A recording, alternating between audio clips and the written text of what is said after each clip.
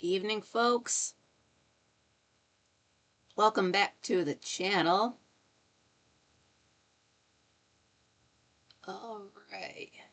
Well, I am just live on YouTube. I am looking into multi-streaming to Twitch. There's a lot involved. It's you can't just connect your account and it's free. Allegedly, as far as Streamlabs goes, if you look it up, it says that it is free to stream to multi-stream to Twitch. It's just really involved. It's almost like it wants me to, before I can even set up a show there, you have to you have to choose a category. And it seems like all of the categories are games. Um, that's fine, but, um, those are games you play on computers, so I haven't played a game on a computer before. What do I tag my show as? GTA or Minecraft? I don't know. I'll have to go through that. I'm a old, retro gamer, 20 plus years ago. That's what I know. So I don't know if there's still maybe I can find a Final Fantasy tag over on Twitch. I'm sure there's nothing Dark Shadows gaming related. That kind of yeah, that happened in a generation before video games. So if there was a Dark Shadows video game, I think it would have come up somewhere. But for now, so I'm gonna go ahead and say no, there isn't one.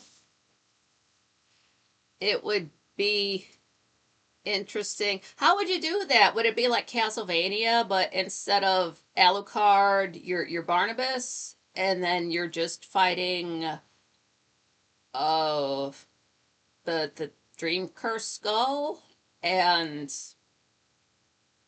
Pitafi?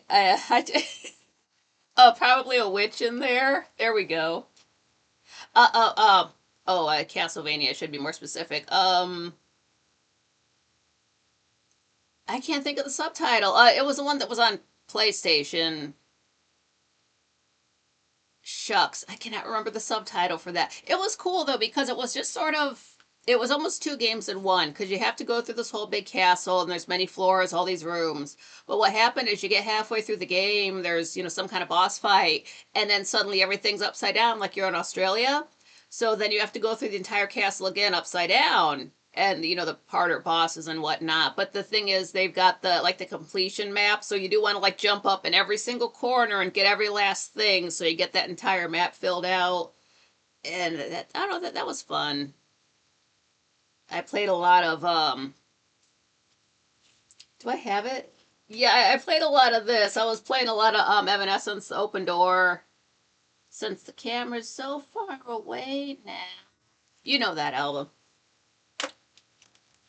Got my favorite song from that band on there. But I was like, playing that and playing Castlevania. So, yeah, if I can tag a show, I understand why everything on Twitch is gaming as well. So it's not that I'm 100% put off by that. I understand. Like how if you want to have Gilded, you have to have your account connected with Roblox.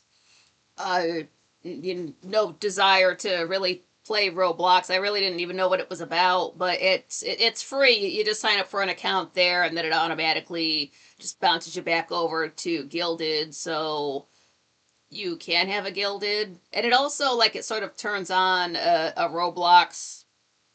Like maybe your avatar over there, people can see it on Gilded. You can just switch that off so it doesn't have to pop up when people search you up. That doesn't have to be a thing.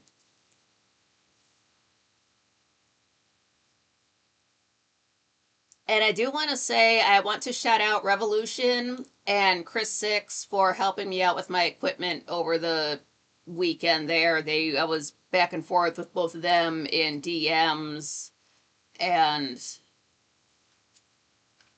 they both gave me some good advice as to what to do with my old laptop since it's just not while it does power on, it's having I really do think I need to take it to one of those geeks or whatever squad type people to look at it. Since it does turn on, I guess I can get some information off of it. Why does that not show? What does show? Okay, sorry. YouTube's acting a little bit weird.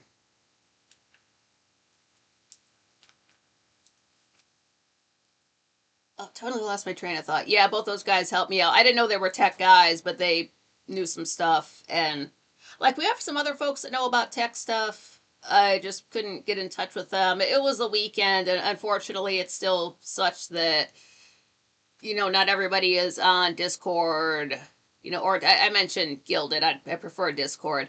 Um, though I have both. There's no secondary place to really get in touch with those folks. Not really all in one place. I'm just not sure where to. But I guess that's all you can do for a 4-year-old laptop. But they know some stuff. They're Franklies, so you can see them on YouTube. They're around. I asked Revolution if he had any, content he wanted me to plug, but he just said he's just a regular guy, just in, chat rooms and whatnot. I'm like, okay, that's cool. Just if you had content, I was gonna, plug that, like plug your site, something like that, for what it's worth. I guess not. He's just a guy, so that's cool. And Chris Six, you can look him up on YouTube right now. That guy uploads music. He was in a band back in the day. He plays a bunch of instruments. I really tell it almost feels like he's a generation younger than me, the way he is, like the stuff he's into, but maybe that's just because he has kids, but we're close to the same age-ish. That's my younger brother. But yeah, those guys help me out. It's one thing to have your equipment mess up, and then you're frazzled, and then you're trying to look stuff up. And again, some tech videos, they're out there, but they're not in English at all, and I'm not gonna read subtitles on top of it. That's too much eye strain. So they just happen to know their stuff. And it's not fun navigating on Windows 11 either. It's just a little bit too much GUI and not enough. I just want to find it thing.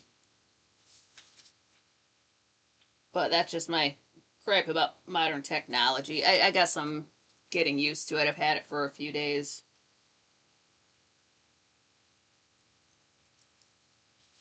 I did want to mention, probably should have rewatched these, but that's all right. When would this have been? Not last Wednesday, but the Wednesday before. I think that's when I was watching concerts. I don't know why I just got it in my head, but it was just concert day. And I'm sure I mentioned before, it's been over a year now, maybe 2 Mays ago. Madonna finished up her celebration tour with a big outdoor performance in Rio.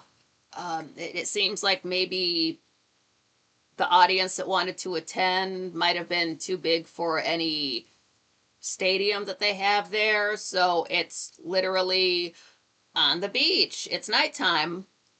So if you were standing on stage, you'd have the water off on your right. I know it's going to be switched for you, but the water off on your right. And then like the city all lit up at night on your left. But then right in front of you, it's just people and people and people. It goes on so far as the eye can see, just all down. You cannot see sand for the people. It just goes on forever. And like they've got their phones and cameras, so you see like flashing scattered about, so there's people there. I don't know how many folks that was, but it's, again, no sand, so nobody was swimming. And that was set up, I forget how long it was. I want to say about 2 hours, but since this was a celebration of her entire career, it was sort of chronological. It started out with her early stuff that she came to New York with 35 bucks in her pocket and wanted to be a famous dancer. And then she's up there with a guitar. She's like, okay, this is the first song I wrote, and plays Burning Up and plays a guitar and all that. And she's just, going along through the 80s, the 90s. So, like, they're going with the songs. They're not jumping around in eras. They're pretty much sticking to going along in chronological order, which it's fine by me. I was there for all of it. And it's I did notice a lot of black. I mean, like the stage is black. That's fine. A lot of the costumes, especially that Madonna wore, it's just like big flowy, lots of fabric. There's a lining inside underneath, but you can't see it because she's like completely wrapped up in all this black fabric. And it happens more than once, so that's why I noticed it. But then I'm thinking of myself, well, it's the difference between, the lights are hitting you, it's going to be bright enough. So if you're wearing a dark color, it's going to be easier on your eyes. And she's been doing this for 40 years, so she's allowed to do stuff like that. So I was just thinking it might not just be a stylistic thing. It might be like, hey, this is like hard on my eyes. I don't have to be up here singing and dancing if I don't want to. So that happened. It's as far as costumes go, it's standard Madonna costume fare. You're going to see a variety. You're going to see everything, including at one point she had male and female dancers out there with just they're like plain black pants with maybe like a really thin like black rhinestone all the way down like the outside seam, and then a chain and no top. And again, it's male and female dancers. So, like, here's, half the dancers are girls. They're just out there with their tits out. And while that might be shocking to some people, you have to realize that this is a Madonna concert. So, for her, that's tame. And we're also in Brazil, and it's also night. I'm sure nobody cares if tits are out at night in Brazil. Everybody knows it's an adult show, so it was fine. I knew that could happen. It wasn't. It's not the erotica album, so it's not like raunchy bumping and grinding for 2 hours. It's not masturbating on the stage on a bed. It's not truth or dare, so it's nothing like that. But I'm like, okay, it's a Madonna concert. You just got to expect some nudity. That happens. And I guess she had, at one point, there was a piano player up there. I guess that was her daughter. I forgot she adopted some kids. And it just runs through the whole thing. It's fun. At one point, I did kind of lose my shit because she played, I don't know if she's ever done this before. I'm getting goosebumps thinking about it right now, and it's warm. And I really like this song. I've always liked Crazy for You. And she played it, and I thought it was going to be okay all through the concert. I know these songs. I wasn't expecting to get emotional, but I did. I was freaking out so bad. But they kind of made it worse, and I'm glad they did, because what they did, as far as editing goes, the way it was shot, she gets to the line, I see you through the smoky air. And as she's saying it, we get this really wide shot, and we can see like the entire beach down there. I'm like, that is great editing. Whoever decided to do that, just for that one song, we get this extra special shot during it. That was nice. That was really nice. I don't know if she's ever done that song live, or if she has. It's just been that long. What's up, One to Go To? Glad you made it. Since it's technically a song from a movie soundtrack. It isn't, on any proper Madonna album until you get to the Immaculate Collection. That also has Vogue on it, since Vogue was on the I'm Breathless soundtrack for Dick Tracy. I don't own the physical copy, but I still listen to it to this day. Right, no grinding, lol, oh bummer. I mean, there's a little bit of grinding, but I'm not saying it happened for a full 2 hours. It's just at certain spots of the song there were. And she always has so many dancers doing so many things. So, you're looking in the foreground, there's something going on in the background, there's something going off to the side. And then there's Madonna herself, and there's a lot to look at. And, it's never really everybody's dressed exactly the same, so they've all got like a variation on their costume, their own way of dancing. So you can always look somewhere and see something interesting.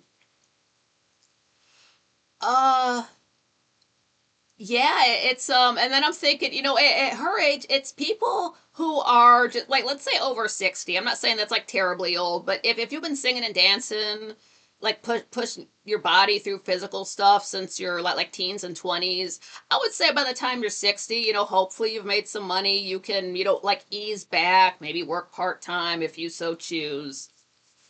Now, somebody like Madonna, I know she's in control of her money and she's basically a billionaire. So, I mean, she could stop today and not do anything else and be set for the rest of her life. Her kids could be set for the rest of their lives. But she just likes to perform. She's one of those types that likes to, um, addicted to working out. So that's why she's, always jogging with her bodyguards to get her endurance up to do these tours.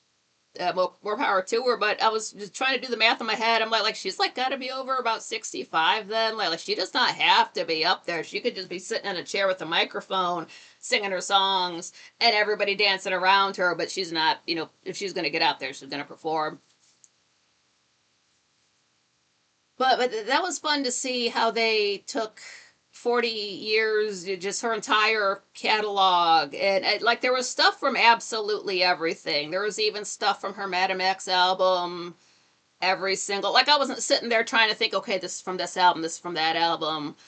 Um, but I would say she definitely touched on a little bit of everything at some point in there. And like, points talking to the audience, and that was fun too. And was that a free concert? That's coming back to me now. I want to say she maybe that's why it was outdoors since I couldn't really do crowd control. Is I couldn't I don't really remember. Again, that was over a year ago when the concert actually was. But it's a good one. If you like her whole career, you're not gonna have a bad time. I don't. There's Madonna's one of those artists where it would be easier for me to tell you the songs that I don't care for as much. Basically like almost everything she's done, so I was not gonna have a bad time watching it. And then I got done with that, and there's still plenty of time before 7 o'clock, so I decided to watch the Mayhem Ball. So that started up probably about a month ago. The first stop was in Vegas, and from what I would assume is it was just going to be like her Coachella set, but you know what they do with the tour, like tweak it, take out songs, add in different songs, just to see what works, what's going to flow. So I knew it wasn't going to be the exact same thing, but I knew to expect, say, like it starts out and there's that giant cage she's standing up in, and it opens up. It looks like a dress, but it opens up, and it's almost like a 20-foot tall bird cage with a elevator in the middle. You don't build something like that and use it 5 times, so I knew they were going to bring that back, and that's fine. It's a cool set piece. It's like a jungle gym. You can climb on it. I like climbing on stuff, so just me personally, I just want to get up there and climb on it. Like I don't even want to sing. I just want to be up here and use the elevator thing. So that it just looks like I'm playing on like I'm a kid at the park playing. So that thing just looks fun. And that is how it starts out. We get the big Coachella cage. Uh, did I save this? Because I knew I wasn't going to remember every single song, even if I got to talk about this last week. Did I save that? Or did I delete it? No, I've got it. Okay, good. Now, what it does, it starts out, I don't care for this. It's fine that it's broken up into acts, but the problem is she puts this text up on the screen. Like people cannot read that. People have been getting high for hours now. We cannot read these fancy fonts. Later on they knock that shit off and you can read them better, but if you're excited for the concert to start, you don't want to be squinting up and looking at some weird wingdings friggin' font. Nobody cares about that. I know. I'm there for the songs.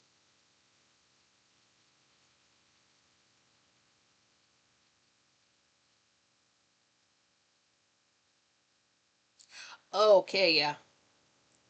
So we start out with Bloody Mary. I like Bloody Mary. Watch the Bloody Mary that she did at the Born This Way ball. Hot to death. Love it. But she does it here. Goes into Abracadabra. That has the best music video for the Mayhem era as of this date. Abracadabra into Judas, another good song. What they do here, I like what they do here. They do Judas, which is fine. Again, I like it. They go into Aura, a little bit of Aura, and then they bring in some Shisa.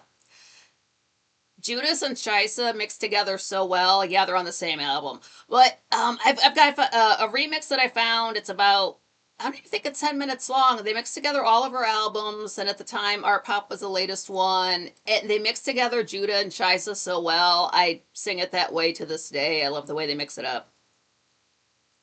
So that's cool. We've got a little bit of new stuff. We got a little bit of old, solid stuff. Shisa has got to be her hardest hitting dance song, as is. It's on the CD like that right now. And then we're getting into more of the album proper. She does Garden of Eden. I like that song. It's fine. It's just it's I'm trying to think if it was like retro at all, but no, it's very let's say one of her modern songs. But what she does, she's out there dancing. She's by herself. There's no other dancers around for the start of the song. Maybe her musicians are out there, but it's just her dancing.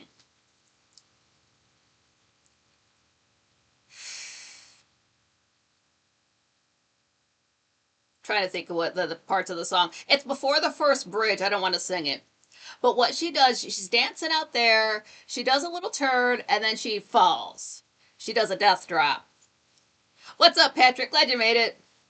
What a death drop is. You're not going to see that in regular. Maybe you see it in regular dance now, but you just didn't before because it comes from the gender illusionists when they're putting on shows. It just looks like somebody does a little turn, just completely collapses on the ground. Like their arms are just out, splayed out, and they always land with one leg straight and then the other leg like bent at the knee underneath it. To when your legs look like a number 4. Because what happens is they don't just fall on their back. they fall in such a way that their bent leg catches most of their weight, so it's more of a slow drop down. But when you're dancing, nothing's slow, so all you see is somebody do a turn and collapse. But I know what that looks like. So she did a death drop. We're about 20 minutes in. I was like, oh, this is going to be good. I had to watch that a few times. That was so hot. I don't know the last time she's done that. Pardon it. I don't expect her to. She's hurt her hip before. So that was, I really did like that. That was cool. Now, up to this point, what I did notice was that while Madonna just has dancers running around, Gaga doesn't have as many dancers, so they make up for it by flashing the lights way too much. I was seriously like this for a few parts. It's too much. That's no... like, flashing lights don't make up for a lack of dancers. I'd rather see the few dancers than have the flashing lights. Doing pretty good, Patrick. It's just warm. It's like 30. God, 32? I know it's not 28 because it's 87 in here. Yeah, 28 my ass. Yeah, high today at 32. That's how it feels with the humidity. We are supposed to get rain. Do I have my pen? I haven't moved an inch and I'm losing stuff. I got it. Okay.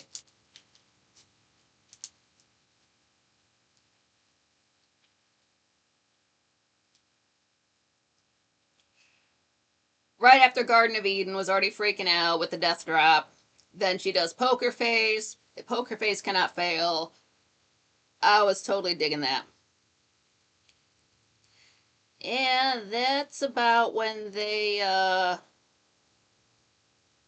sort of trail off into, it's the end of Act One kind of a thing.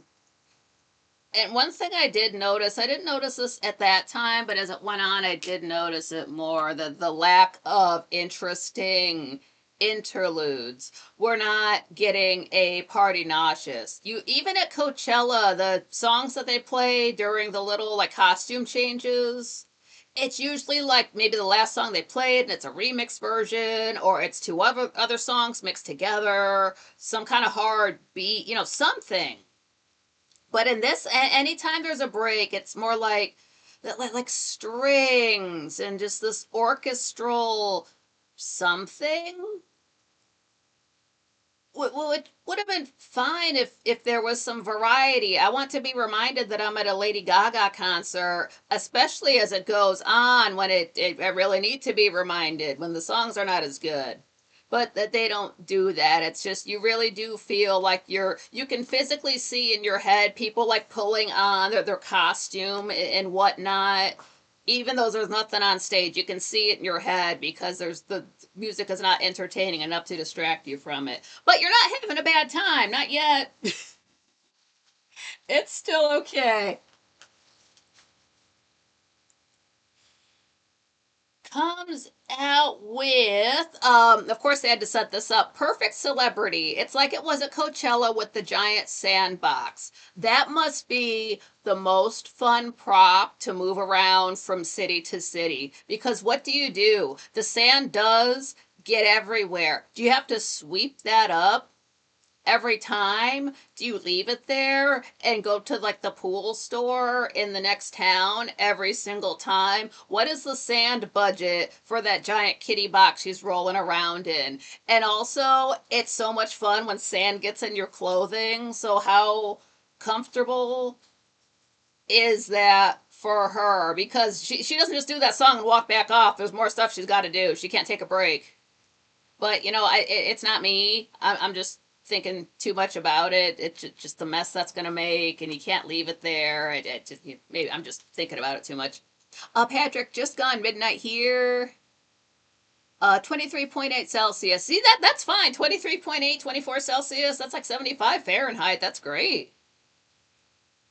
That's acceptable. Apparently, this whole Mayhem Ball, it's as if she's Alice in Wonderland or something. That's okay because back when she did the Monster Ball, she was like kind of like Dorothy. So instead of the Yellow Brick Road, it was the Glitter Way. It was 2010, so it was probably just like a bunch of teeny tiny LED lights in the floor, and it was smooth for her to walk on. But it would like glitter all the way down to where she stood at the end. It was very cute to see. So it does Perfect Celebrity. That one, that could be a single. It really could. It's strong enough on its own. Even though it's not my favorite song, it is strong enough. It could be a single if it had to be. Then we go into Disease. That was the first single from the Mayhem era. I like Disease. It's a video where she's just kind of running around a neighborhood from some like demon creature thing. It's not the best video, but the song, it's a song that you can remix, and it's always good. Very strong song. I like it a lot. Huge fan of Disease. I've got so many remixes of it because I thought that's all it was going to be was Disease for the rest of our lives. And then we got Abracadabra and the rest, so that was very cool. Okay. Now, this is also like Coachella. She went from Disease into Paparazzi. The Paparazzi music video, it's the one where she's with this dude up on a balcony and he pushes her off, and then she's in the wheelchair and it's all bedazzled, and she's got like the metal on and the crutches with the arm braces on, and that one. That's Paparazzi. Uh the best performance of Paparazzi,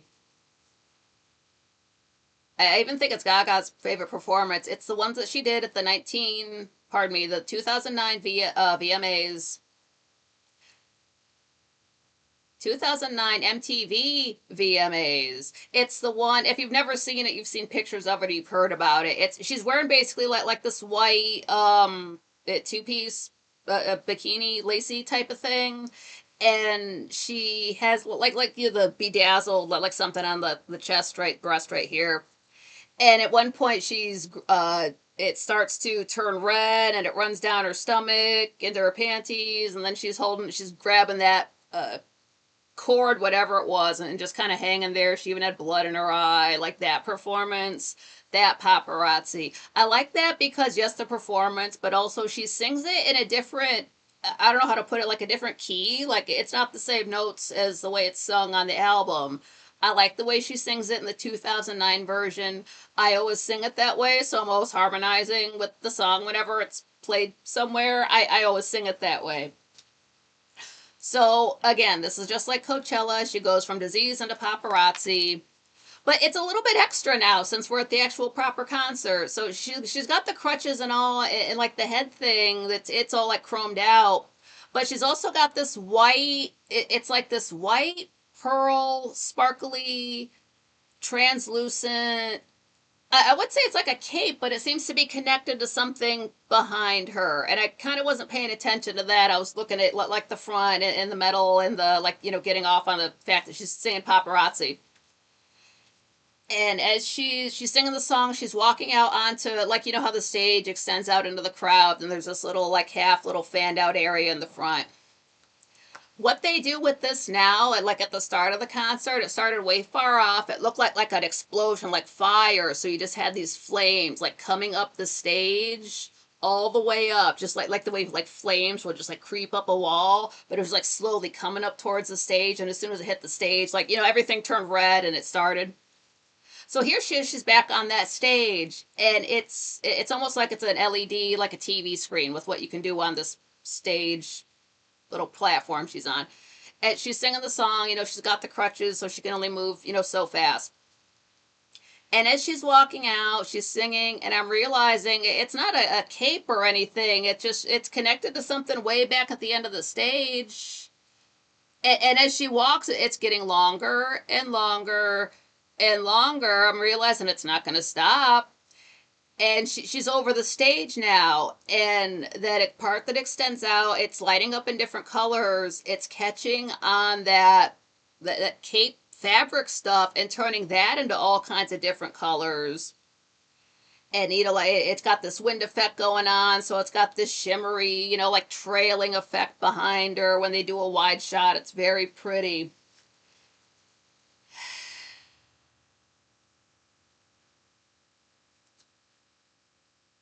She sang Paparazzi the way she sang it in 2009. I was singing it that way, and then I had to go back because wait, we're singing the same notes now. That's not supposed to happen. But I rewound it and I stopped singing because she was singing it the same way she did in 2009, and I lost my shit. She's never sung it that way since. I don't know how many years that's been. And that broke me the hell down. I was bawling right there. I'm like, oh my god, completely lost my shit all over the place. I'm not sure how far we were in, but I died. Like with the visual and all that, and the color, and the wind, and she's singing the song the way I like, and I was so for it. I was so for it. Oh my god, I don't know how much tickets cost for that, but I would have got to that part and been like, it's so worth it. It's so worth it. Oh my god, I'm not going to see anything that great at a concert again. That was amazing. And then she played. Then she played Love Game. Love Game is so fun. She had purple hair back for that. That was before. That was like probably right before I got into Lady Gaga back in 2008. But she does Love Game. And then this is also like when she did it at Coachella. She does Alejandro, but she doesn't do the dance. She's just back up on the set, just standing up there singing the song, and the dancers are up in the foreground. So I guess that's fine. Um, it might be getting close to like an act break.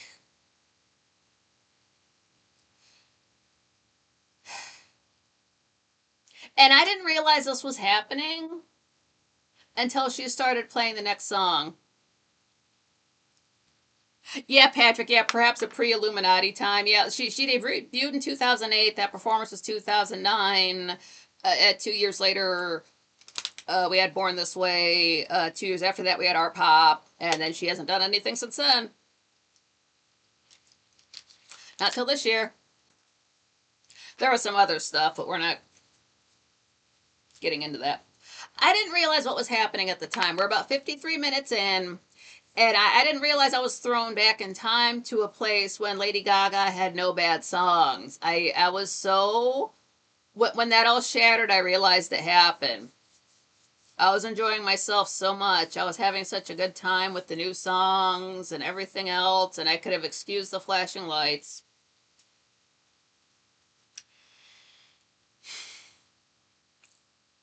Then she performs The Beast.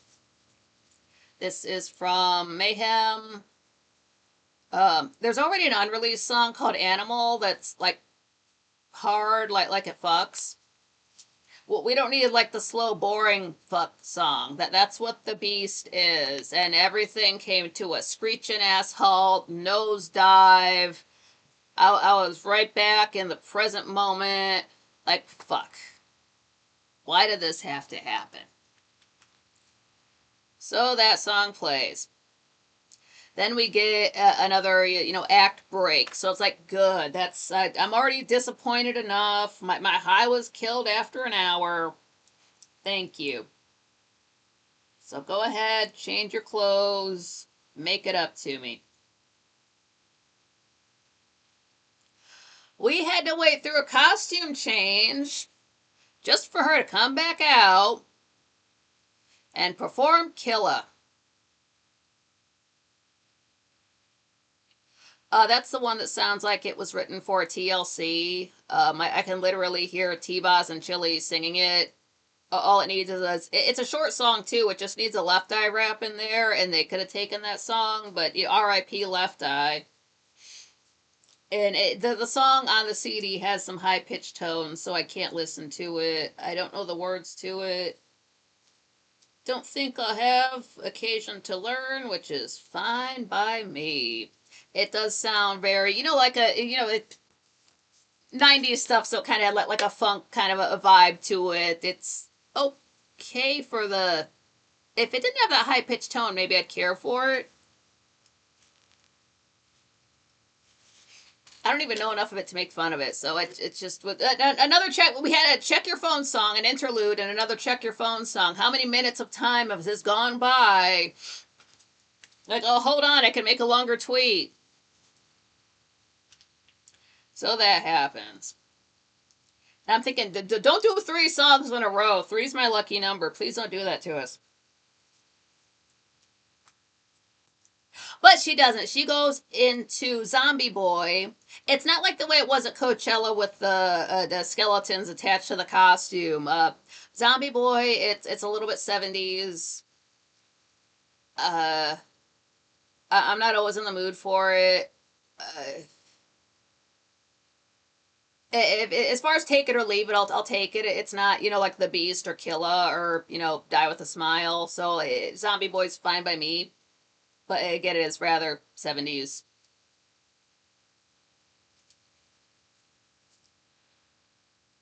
Okay. Then she goes into Love Drug. That's also from Mayhem. Uh, it's like an 80s pop song.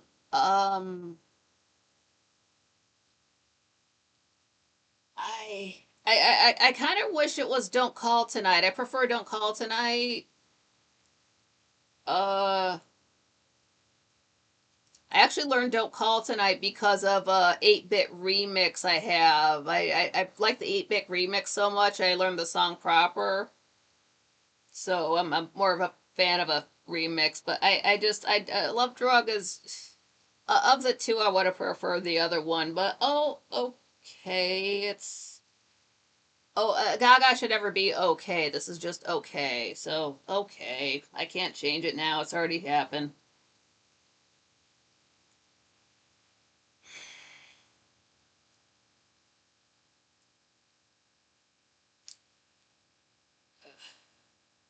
Then we get some applause. I like applause.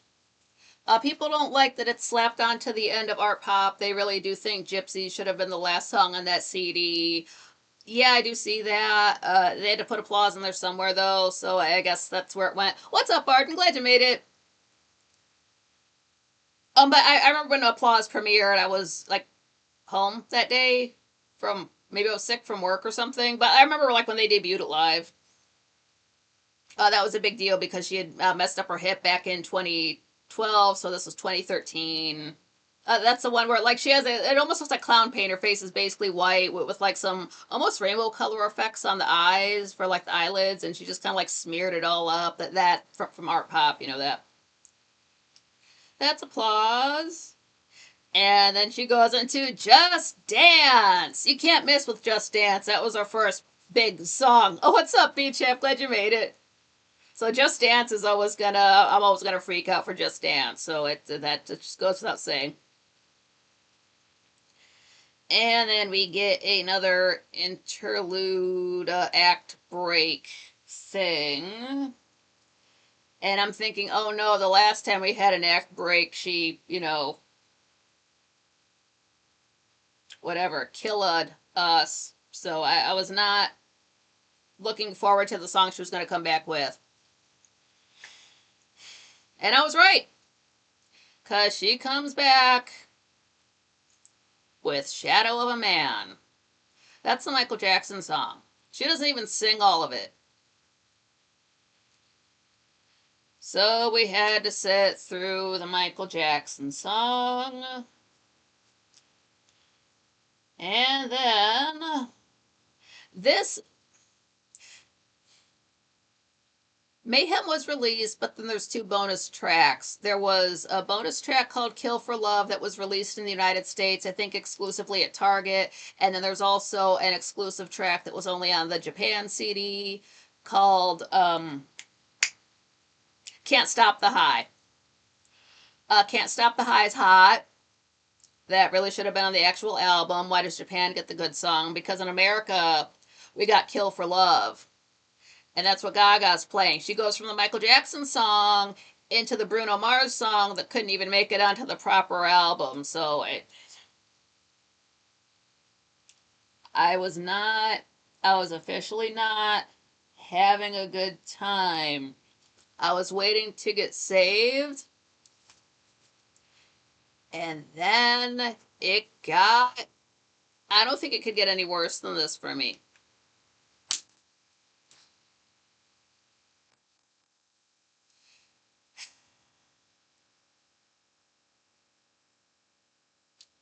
After those two songs that I've heard three too many times in my life, once is too much.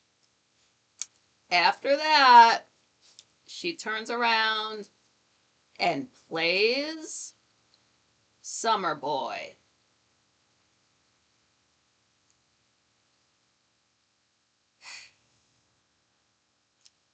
This is from the Fame. It's a good song. It's an upbeat, poppy, summertime fun song. There's no reason why you should not enjoy it. I ruined it for myself. Don't take other people's names and put them into songs because once they die, you've got a song you can't listen to. I didn't know that back then. I know that now. I can't listen to Summer Boy. I think Vanderly did a remix of it. She doesn't say the words in it that I can't hear, so I can listen to that remix. I was thinking of him, like, wow, he saved that song in such a way that I can listen to it. Please, Gaga, this is bad enough. Don't say the song lyrics that I can't hear. And she says them.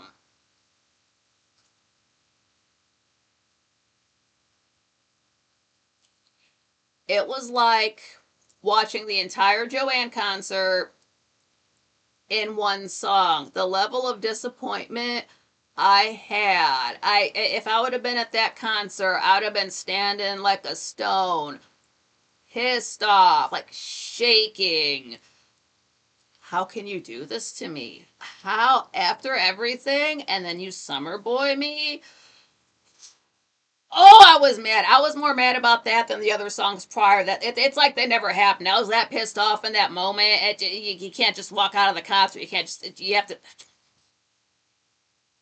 Could not have been more pissed off. I'm so mad about it right now thinking about it. And then you look it up. Oh, and I knew she hadn't played it in a while because I would remember something I can't hear. Oh, she hasn't played this since. It's like, thank you for making a big deal. She hasn't played it since. It first time performance since 2007. Okay, well, that's you had to do it now. You had to do it now. And the concert's not even over, and there's other bad songs. So what are you gonna do to me after this? Is the whole rest of this concert I'm just getting beaten with songs I can't hear anymore? Like, play Gypsy. I can't listen to Gypsy anymore. That's a great song. But I was okay. She goes in from that into Born This Way. Born This Way is great. I was gonna say Kill for Love. That didn't have to be Kill for Love. You could have played Can't Stop the High. You could have played a good song before you summer boyed me. But no, it just had to be bad, bad into fucking worse. So WTF? But we got through it. It ended. I thought they were gonna go into Blade of Grass. That song's terrible. But they didn't. They didn't. Again, we got Born This Way. Thank you. Thank you. Thank you. But oh no. If I thought things were going to go up on the upswing, I was dead wrong. So I thought we were going to get Blade of Grass. Oh no, we got a worse song. Did we? No, actually, well, after Born This Way, she goes into Million Reasons. Million Reasons is the only song you need to know about from the Joanne era. If you know more than that about that era, I'm sorry. I really am. That's all you need to know about the Joanne era. Well, okay, if you're going to play any song from that era, okay, I don't know why. Like, you could play Hair. Okay, fine, whatever. We're listening to Million Reasons. Then who asked for this? Who asked her to play Shallow? God, I hate that song. I hate that song. It's so stupid. I like Kylo. I like the Nerdist, parody version. Who asked for Shallow? God. So we gotta sit through that. Okay, so you went from meh to check my phone. How long am I gonna have to stay on my phone? One more song. Here's Die With a Smile. Die With a Smile is only on Mayhem because it was the first song to get something like 1 billion streams as fast as it did. I don't know how fast it was, but it broke some kind of record. So it's on Mayhem to make Mayhem seem like it's a better album, to boost its sales, to artificially inflate it.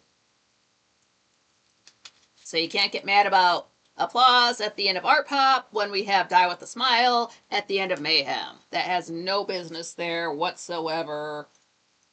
It's only there for the reason I thought. So we gotta suffer through that. And then she's talking to the audience. And I thought she was gonna do, what are the other bad songs from the album? I just, how much worse is this gonna get? How many, like, what was the first hour so good and the second hour was so painful?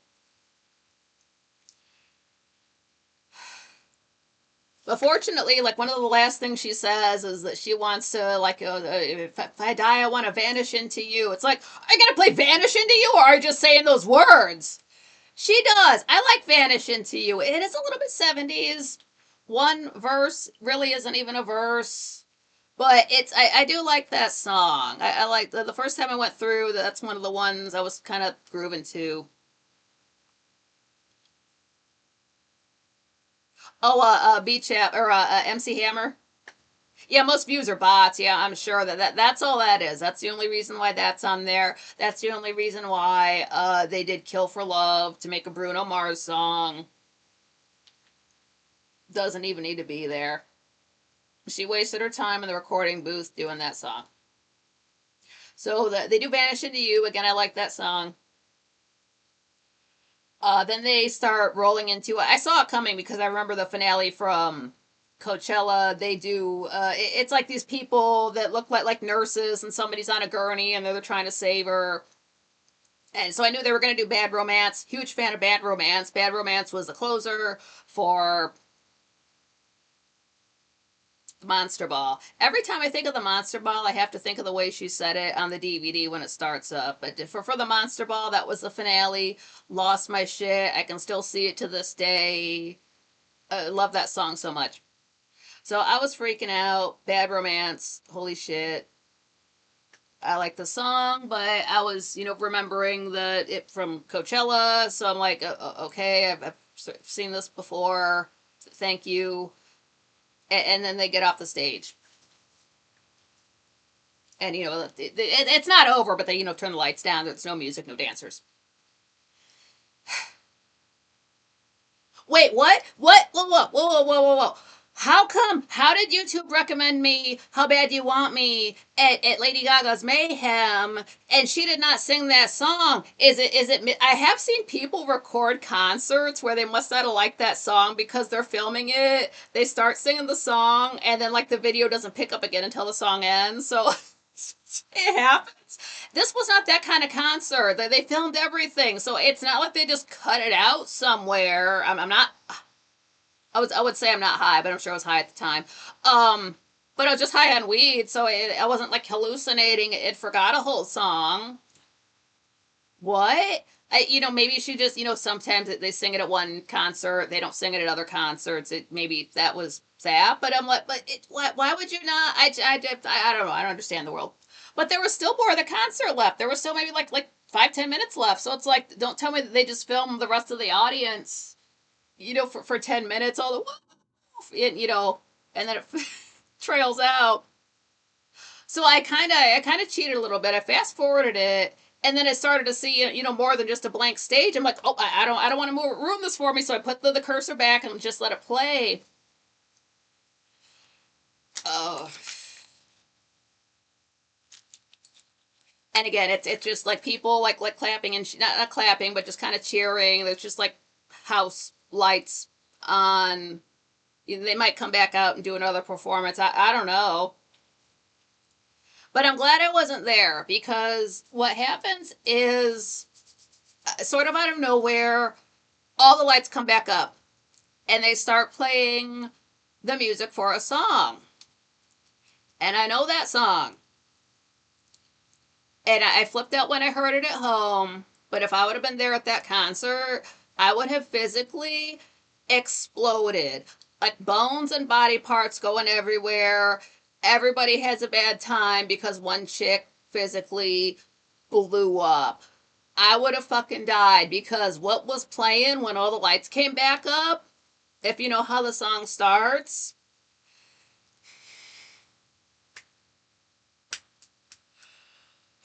oh my god. It was How Bad Do You Want Me? She's playing my favorite song for the finale. So I'm losing my shit, and it was okay that I was crying because there was nothing to see. I thought that was so weird because we can't see anything, as us as regular people. But what it is, they show backstage. It's Gaga backstage. She's got her headset on. She's singing, and she's very incognito. She's wearing like some black spandex shorts, just some big white baggy t-shirt, sunglasses, like she's about to hop on a plane incognito style, but she's singing and she's making her way back up to the stage, hugging the other dancers. And about, midway through the song, everybody's back on stage and it's not really like a choreographed dance. It's just like her singing and everybody's just up there having a good time, the other dancers. And like, they sing the whole song and that's the fun. That they do, like on a stage when everybody lines up and everybody does a bow. They did that. And then they start, playing like just like album track art pop, and everybody, leaves, and that's the end of the concert. But How do you play my favorite song for the finale? Oh my god. I thought they were just going to skip it, and I was going to be so mad after I got Summer Boy'd. But they didn't. So that kind of makes me think. I really do want them to come out with another single for Mayhem, and I do want it to be "How Bad Do You Want Me," so more people hear it. And just the fact that she likes it enough to play it for the finale, I don't know what her thinking is, but that would be great to see that have a proper, single rollout. Again, just so more people can hear it. Um, yeah, that was just I don't know how to take it because it was such a wild ride. I'm not like if somebody gave me concert tickets and was like paid for the drive to there and back, yeah, I'd go. But me by myself, again, I'm not going to pay for songs that I hate. I'm not going to pay to listen to Summer Boy. But then she did play my favorite song at the end, so it's a very it's like the Mayhem album proper. It's a very mixed bag. Some of the best work she's ever done is on that album, and then some of it is just there to sell the album and kiss up to other, maybe people who are not necessarily into dance, but they like 70s stuff or 80s type of pop rock. They can kind of sell it to them that way. Like, oh, it's not all dance. It's not all. I wouldn't even say it's very electronic. It's just this is kind of like a 70s song. It's kind of like a 60s song. Die with a Smile is when I first heard it, it made me think of one of those 70s singer songwriter type of songs, but not a good song. Oh, John Rogers, glad you made it. I said hello, everyone. Just made it home. Yeah, glad you made it back. Is it cooler here than it was in the middle of the country where there's no lakes? Do they have rivers or anything? Yeah, if you look up Lady Gaga's Mayhem Ball, it's called Multicam. It's about 2 hours and 18 minutes long. That's the one I watched. I mean, I can just share it if somebody needs, but because there are a few versions. Again, somebody might get, awesome seats front row, but all you're gonna see is like just like legs going up in like underwear and shorts the whole dance time. So it's I'm sure it's fun for them, but again to watch it back, that's not for the whole concert. I guess it just depends on the stage. Since her stage just runs out directly, that's fine. Whereas if you were to see like Art Pop, it kind of like branched out in a few ways. But rivers and inland lakes. Oh, good. Yeah, I'm glad you made it back. So yeah, that's Lady Gaga's Mayhem Ball. I don't know where it's at. I don't know where they're going. Like the paparazzi that she did, that was great. I'm sure once it's all done and they put together a proper, DVD concert version of it, that will be very nice. I'm glad that there was not. I remember there was Blade of Grass at Coachella. Did not care for that. Again, on the CD, it's like she's trying to make her voice sound worse. It's about 3 or 4 times through if you can make it that long, but it just hurts the ear. What's up, Wally World? Glad you made it.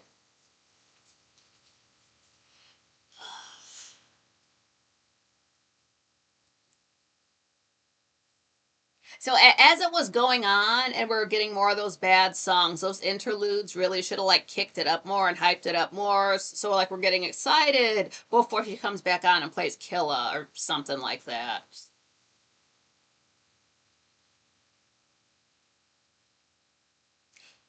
Oh, B Chap, I think you might have sight issues as I didn't notice Arden just then. That's just gotta blink, put some eye drops in if you got them.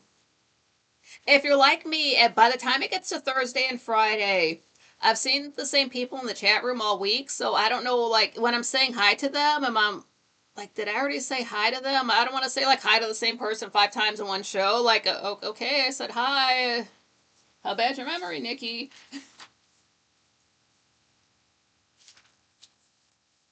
So sometimes if I don't say hi to you, and I usually do, like, you can just tag me and say hi. It's not like I'm, like, ignoring you. I just already thought I said hi, or like I swear people come in and say hello and then they have to leave for an hour and then they come back in and say hi again. So it's like, hey, and I don't want to be rude. Like, weren't you just here? Like I had to step away. Is that okay with you? Nobody's required to be like, looking at the screen for the solid 2 hours.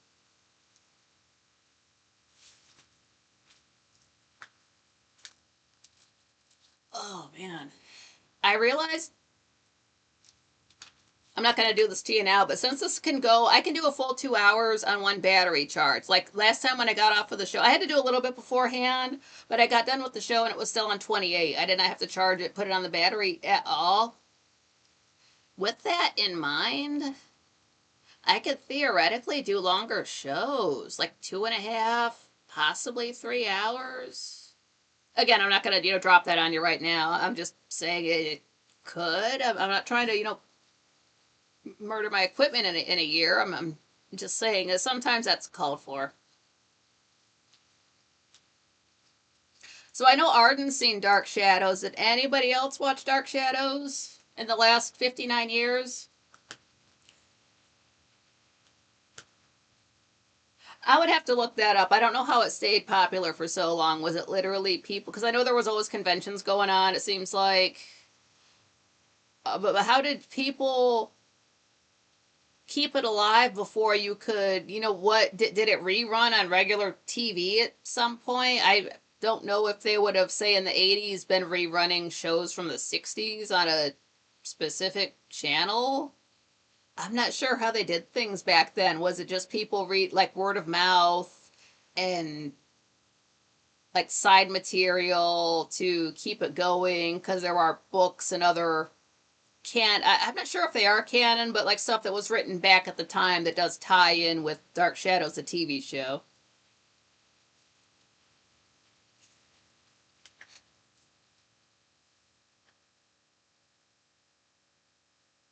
Something that can help. I mean, it might not help you like focus your eye better, but if you notice your eyes getting tired or if you get headaches from looking at screens, if your phone has the setting to do like a blue light filter or some kind of eye saving feature, go ahead and turn that filter on just to see how it works with you. Because I had to do that with my own phone a couple years ago when I noticed my eyes getting bad.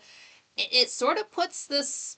I don't really notice it now, but it does change the color just ever so slightly. I mean, like purple's still purple, red's still red, but it just you notice it. It just maybe it's blue light, but it's just enough to make it easier on your eyes. And then you can also, this is getting a little bit farther into it. I think every device does have a space where you can turn off animations.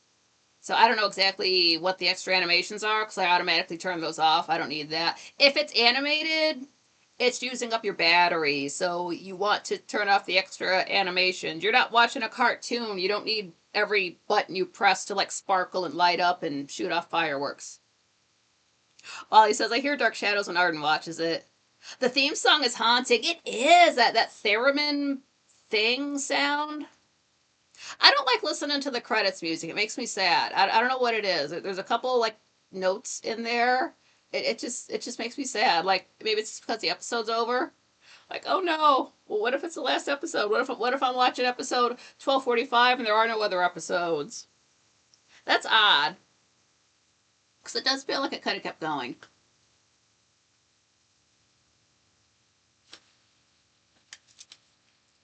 I did try to start talking about Dark Shadows about I think it was May 21st, and I was writing everything on white paper, and then when I look at white paper when I'm live with my bad eyes, it's just no. So that just hurt too much. And then as I'm rewriting it, maybe it was the pen I was using. I was doing a lot. I was dating them, so I think I got through like one disc in a whole day. That's like 27 episodes. But then also my notes were kind of light, so I really would have had to go back and rewrite them to flesh it out because they're not. It's more than say a long tweet. Maybe I was blowing through it too fast, but that's okay. It happens. You know how it is. You get excited, you rush through stuff. And I will have to, since I did do episode one, I'm going to have to clip that out of my May 21st episode somewhere in there. But that's okay if you didn't watch it. All that really happens in the intro, it is a black and white show to start out with. I did low key think about should I do the black and white episodes and do the black and white filter on the camera, but nobody in 2025 is going to sit down to watch a YouTube video that's black and white more than once. And people just don't have the patience for it. Black and white movie, yeah. Brand new YouTube video.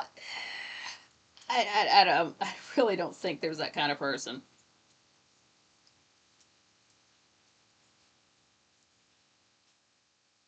Now, what I am doing, I'm going through and I'm keeping very close track of the days, since a lot of times one day lasts and lasts and lasts. So I think I'm on episode maybe 66, and it's still day 6. Has not been a week in universe for the characters, even though in real life the show had been on for 2.5 months at that point. It started in June, and here we are. It's about the middle of September, about where I'm at. So things get drug out. Sometimes it's easy to tell. Sometimes everybody's inside and nobody's looking at a window, so you have to take clues from what people are saying. Or like, oh, well, yesterday when we were here, you said so. It's like, oh, so it's just the next day. Okay, so. And there is a Dark Shadows Wikipedia that does keep track of what day it is. I'm not referencing that. I'd rather go on my own observations. And if I'm wrong, I'm wrong. And if I'm right, then I guess I can go to the Dark Shadows Wiki and tell them, like actually, that's still day 35. And then right there was midnight. Then it's day 36. So you were close.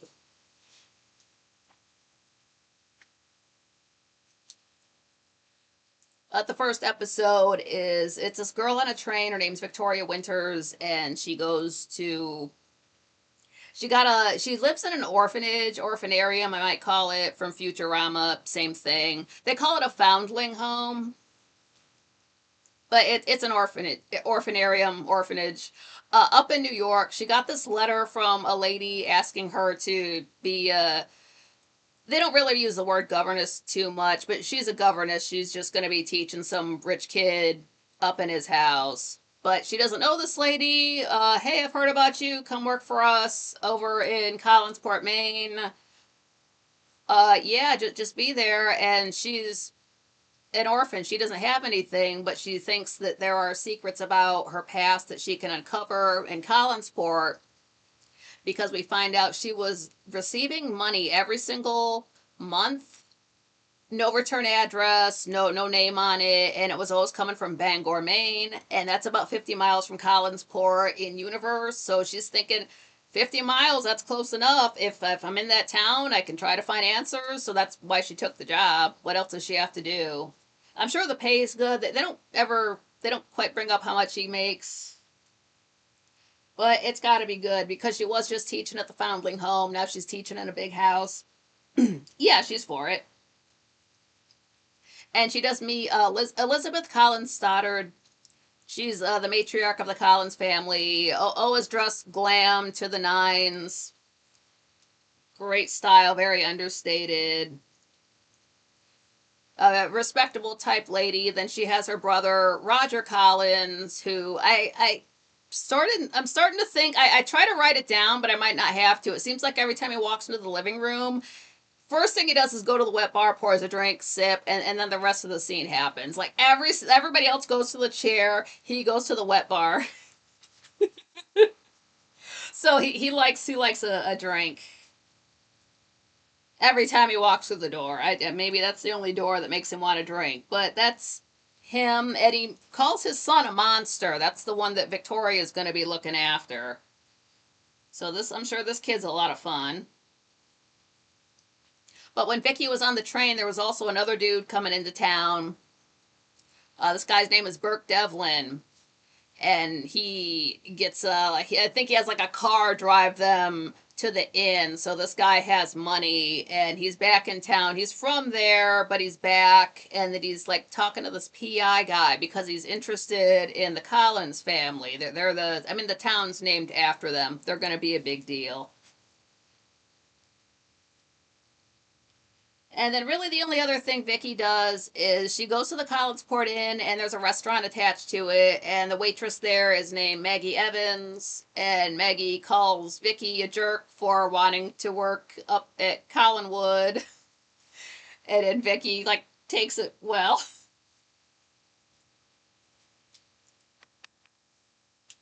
That's all that really happened in the first episode. There's your recap. And being a 30-minute TV show, it's about 22 minutes long. So the episodes do go by really fast. If you just go to sit and watch them, they fly by. Cause you can just, if you watch them on Tubi, you can watch it on Tubi right now for free. I've got the link in the description.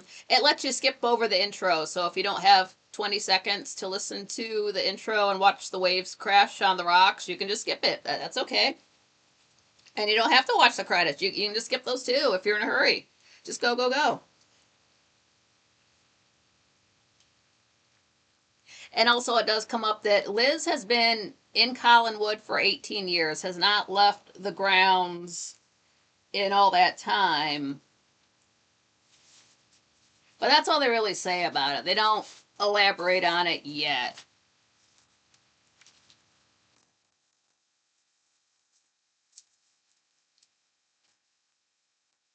This is what I have been doing since whenever I started. I didn't, but before when I was taking notes, I would number them like what day I was on. I did not do that this time. So I don't know when I stopped, when I started, how many I get done in a day, nothing like that. But when Victoria arrived, it was nighttime. We don't exactly get a time. Sometimes the clocks are always set for the exact same time, so you really can't use that to judge if time has passed. It depends on the clock. You have to look out for them. Sometimes they think to move the hands. I just watched an episode where about 5 or 10 minutes goes by and it's still 9:05 p.m. Like, what time warp are they in where it's still just this 1 minute? Like, what drugs are they on?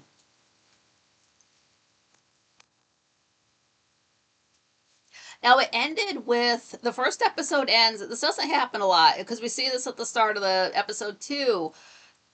The shot is in the Collinswood foyer, and we're like down on the ground, like looking up. We don't really usually get a floor shot. It's mostly, like standard shots like that, where we're not getting really creative with all this looking around stuff. But we're like on the floor, we're looking up. We can see Victoria, and there's Liz. Just an interesting shot, just because it never comes up again. But it's still the first night. Double space. And Liz is asking Victoria for the letter that she received. She just wants to look it over just to see what was written, which, like, now that kind of seems weird. Like, you wrote the note. Why do you need to see what you wrote? It's probably to make sure she's not just some random chick, like, oh, you sent me a letter, remember? And it makes sure she's not a stranger or something like that. So, okay, I can get that. And Liz is just kind of telling her what it's like at Collinwood. It has 40 rooms. They've got one man to do the heavy work. And I don't know if they mention it here, but it's very, you can tell the size of it from the intro. It's very big. There's wings. It's that big. They have one wing completely closed off. They just don't use it. They kind of just stick to the main part of the house.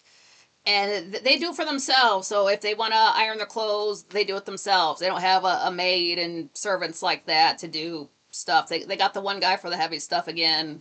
That's it. So I'm trying to imagine like rich people like ironing, doing their own clothes, folding, like cooking, okay, but that's just how it is there. I love the teacups they have at Collinwood. Just there. I tried to see if, because you will notice like props moving around different sets and things like that as the years go by. So I tried to look for these cups in other homes. They're just at Collinwood. I love their tea service there.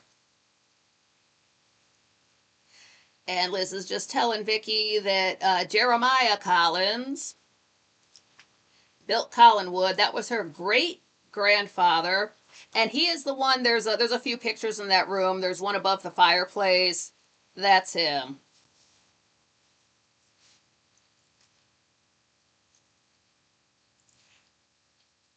And this is kind of shady because Liz had asked Roger to like, hey, come and meet, Victoria. She's the one who's going to be teaching your son. And then at one point we hear like footsteps come down the stairs. Liz is like, oh, Roger, come here and meet. And then door closed. Like, well, you'll meet him later. So anyway, it's like, why are you ducking this girl like that? It's just it's odd that I don't know, maybe he just doesn't like strangers. They all kind of seem weird. This is not a place that gets a lot of visitors, so I can see why he'd be standoffish, but she's gonna be teaching her son. You don't want to meet her.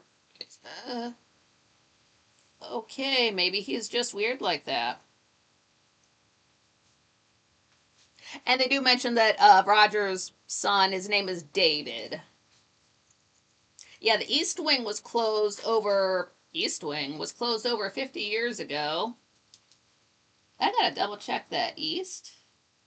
Later on, they say West, but okay. You sometimes the continuity does not stick to it. This is it's a show that was on for 5 years. Sometimes they are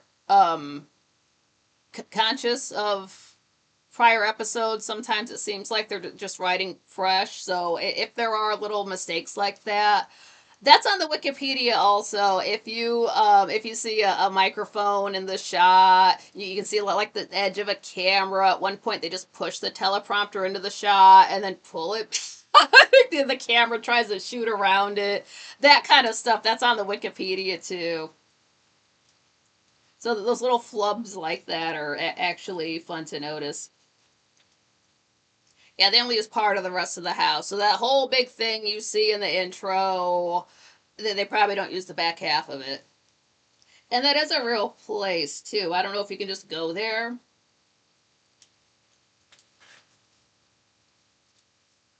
And Liz tells Vicky that David is not like other children. Maybe he's like his dad, the way Roger just ducked out like that. And apparently Vicky gets one day off and evenings. Don't know what time her evening starts, but I assume she's off in time to watch Quite Frankly.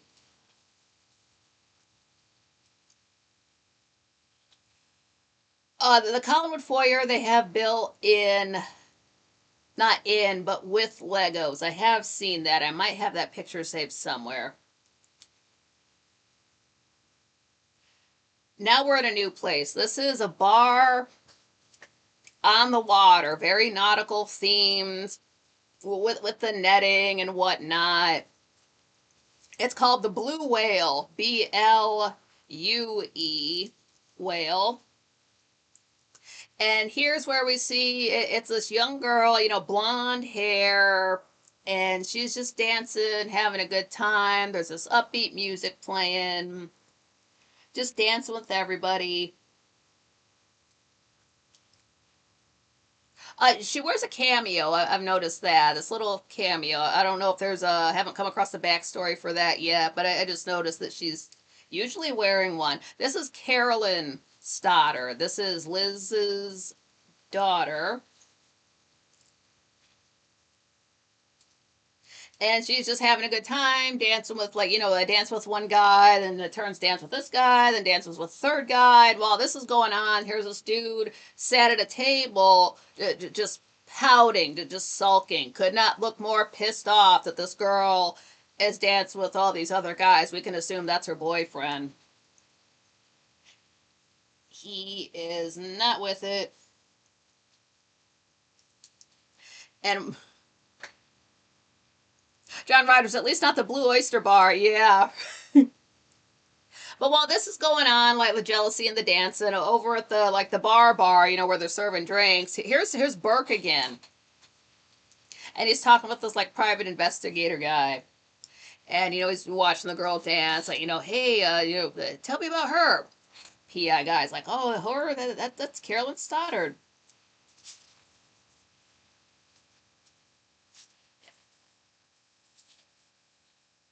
Fills him in on her.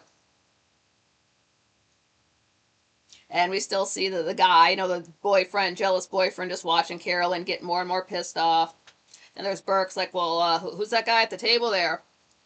Oh, him. That's Joe Haskell. That's her boyfriend. Like, oh yeah, that. That's what I have not seen. Police Academy, B Chap. I don't think I've seen any of those. Or if I have, it's just been so long.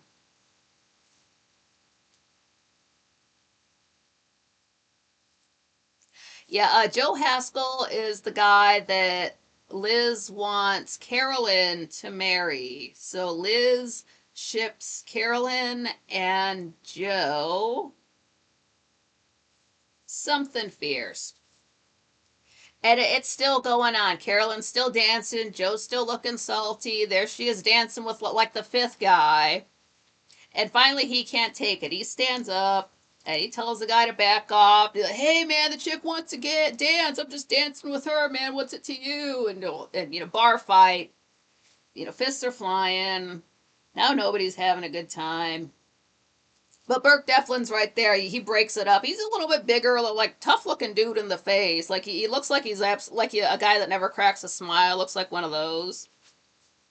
But he breaks it up. Gets the two guys separated. That nobody knows who anybody is. Like who the hell are you breaking up this fight, stranger? And Burke's up there talking about. He says something to Carolyn like he tells Joe to take Carolyn home. Or Burke will paddle Carolyn right there on the dance floor.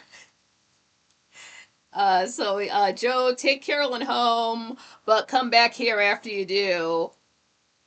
And Joe just kind of, he very much just is a straight and narrow kind of guy. So he's sort of gonna do what he's told. And Carolyn's a little bit that whole like spanking thing kind of seems to hit her in a certain way. Like oh, but they still like skirt on out of there. Tail between their legs. I want to watch Lemmy. He's that Scottish guy, right? I know him from memes on Bleached. He's Sam Hyde kind of ripped him off. There's a meme of him where like it's like he just woke up and he's squinting like that. There's a meme like that. That's funny. And then I seen a clip where he's talking to a friend, talking about, "Hey man, you got to help me out. I'm on a permanent bender." Like, oh man, that's wild. What's it like? It's crazy, man. It's like I always feel like I'm being watched, like I'm on TV or like I'm being filmed or something. And then him and his buddy both look at the camera. I don't remember the full sketch, but I'm sure I just ruined it for you. But like, I want to get more into him. I have not seen a lot of his stuff, but I mean, if it's Scottish.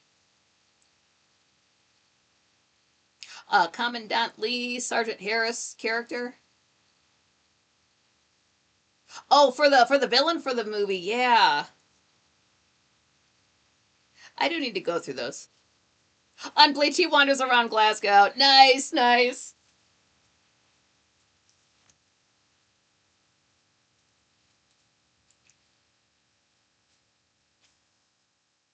Again, this is all still just one night. It's gonna be one night for, yeah. Don't think one day is one day and then like the next day is tomorrow. It doesn't it doesn't work like that. Yeah, no, that was great. Sounded just like her. Oh, thank you.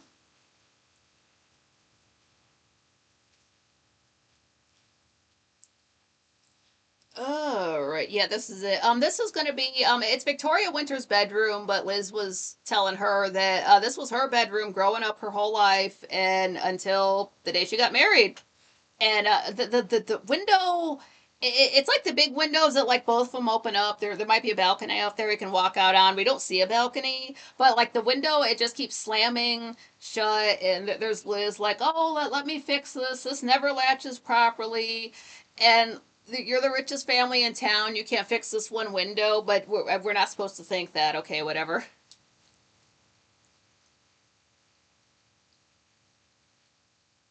Oh, Ardenna had to go because her son called. She's back. Nice. Unbleached. Wasn't the character called Dee Dee, and he's on a constant trip in his flat? LOL. That sounds fun. That's such a vibe. But this is a really nice room. It's got this big fancy, like one of those, like it's got like a teeny tiny face, but it's like a big fancy clock that's sitting back there. It's got the like the little portraits up on the wall. You know, a bedpost, a canopy, a dresser, desk, lamps. Very nice room. Victoria's like, all we had to sleep on at the orphanage was cots. So right away, I'm sure she's thinking, oh, hell yeah, I made it. And then Liz is saying that Roger knew someone at the foundling home and asked for a recommendation. And Victoria tells her no one at the foundling home had heard of the Collins family. So she thinks that's weird, but before anybody can think anything about it, the front door, Liz hears the front door. She thinks it's Roger, so she goes downstairs because Roger has yet to meet Vicky. So she takes off out of the room.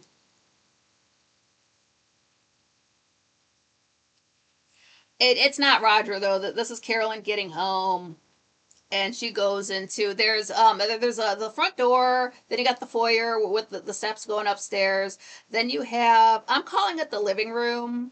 They call it the drawing room. But I'm not calling it that for reasons that will become clear in about 200 episodes. It's basically the same thing: living room, drawing room. You can live in it, you can draw in it. There's windows. There is a window in the living room. Again, it's like a window that's so big you can just step out on and just like walk outside. It's on the ground floor. Um, and you have to think about camera angles. It's such a thing that if that window was open, you can see all the way through to the front door. So it just sometimes shots are done that way, like we're in the living room, but you can see somebody walk in the front door, and it lines up like that.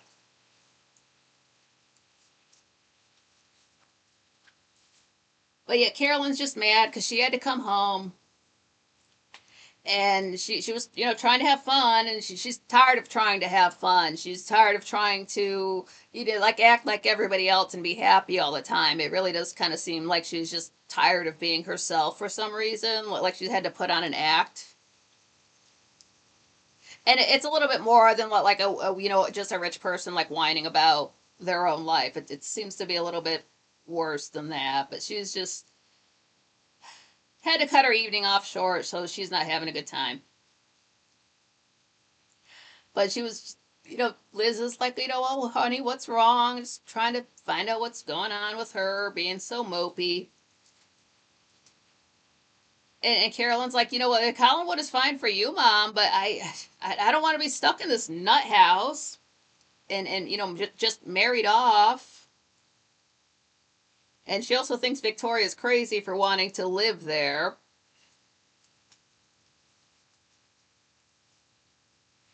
She's just not feeling it. I guess anytime you have your night cut off short, you kind of get into like a little bit of a pouty, like why me? Everything sucks, but then you get over it. So she's just going through it a little bit. But then we're back with Victoria. She's in the foyer, and there's another painting up on the wall. And it's like there's always paintings on the wall. I think I get why she's a little bit creeped out because it always feels like there's people watching you. All these eyes everywhere. I keep looking at this camera when it should be. I'll get used to it.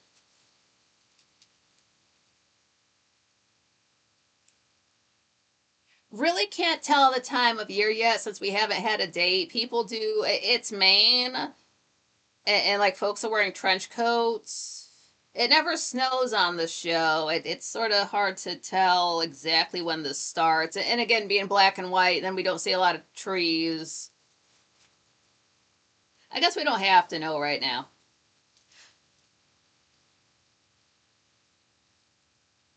Unbleached. I'm looking at my notes that I had to rewrite. I got through 66 discs, and then it was all on white paper, and I realized I can't see white paper when I'm live, so I've been spending time double spacing everything front and back. I just started my third notebook like this, and I really do try to keep it short. I'm just, good thing I wasn't typing it out because my laptop died, so that wouldn't have worked. Leanne, yeah, the paintings are watching. I mean, you don't know if those eyes are cut out. Arnie, I noticed the same. Weather's always the same. Always wear the same clothes. They missed an opportunity. I mean, of course, you don't want to wear a winter coat underneath all those lights in a studio. But think of the winter coats. Barnabas would. I mean, like there's rich families that like. David has a coat that's so ugly. Unbleached. No, that's okay. So thank you. Sorry for being nosy. No, that's all right. I mean, I guess I could put my notes here. But I don't have a note stand. I can cover myself up. There we go. I can't see myself at all. And no, that won't work. That won't work. Kind of retro doing it on paper, I know, but I can't see a. I couldn't keep my phone on for say like 2 hours. Arden, yeah, but the clothes and fashion are amazing. Oh my god, yeah, and the hair. It's a 60s, so like whatever they could do for eye makeup, they just did everything. They had to put like makeup in the crease, then you have to have this part white, and then you have eyebrows, and then like your lids have to be a different color, and you're wearing eyeliner, and you're wearing mascara, and that's just your eyes. Oh my god, they must have been so tired. And everybody's hair, like Victoria's hair, to my mind, my brain wants to tell me it's a wig, but I have to remind myself, like, no, hair was just healthier back then. That's why it's so full. To get hair like that, you'd have to put in extensions or actually wear a wig. Like, no, it just, like, she just wakes up with it like that. They just brush it and style it. Or, yeah, the makeup, the hair. Oh my God. And since they go, like, different places in time and it covers just the end of the 60s, you will see the styles changing and you can see characters aging. I'll point that out when that fella comes on. Like, how many years has he been off of the show? He's looking rough. But Victoria goes outside, and it just goes for a little walk. It's Collinwood. It's on. They say it's on a hill. It's just like massive ground. So you've got like there are other buildings on the property. It's on like the edge of the water, so it's private property. So you can like go for a walk in the woods and still technically be in Collinwood if you want. Like Liz never leaves Collinwood, but that just means she never leaves the property. She still goes out on the grounds and stuff. She just isn't going to town or anything. Unbleached, are you talking about Dark Shadows? Yeah, I am. The TV show from 1966. Didn't they remake that show? And there was the Tim Burton movie. Ignore me if you're talking about something else. Just heard the name Barnabas. No, you're cool. They did do. There was a movie in 2012, the Tim Burton one, and then I've got this saved. That there is a pilot for Dark Shadows from 2004.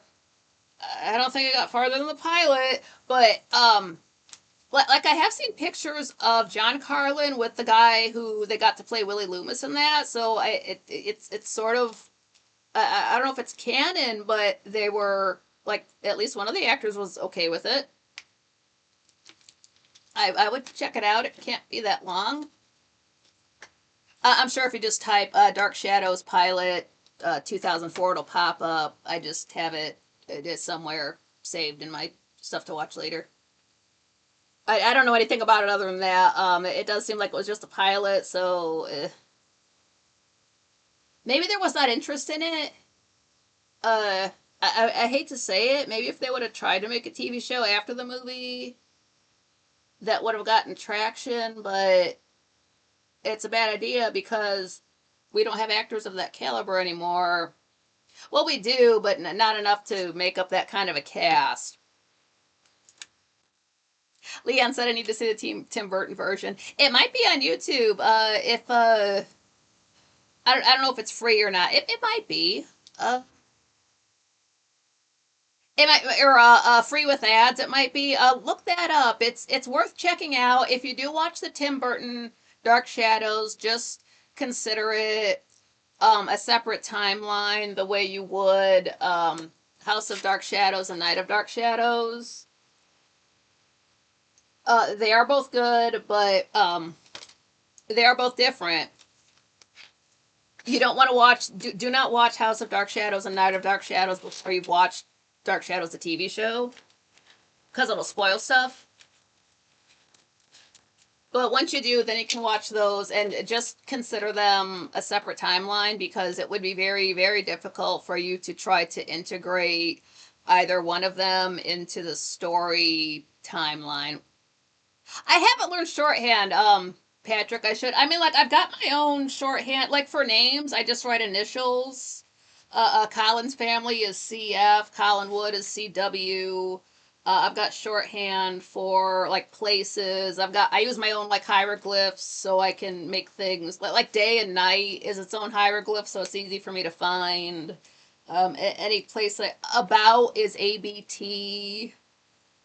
And then I have to try to not talk that way in the chat room. A dollar sign means money, stuff like that. I'm going through these pens so quickly. This is the fourth one. It's a 4-pack, and I've got 3 left.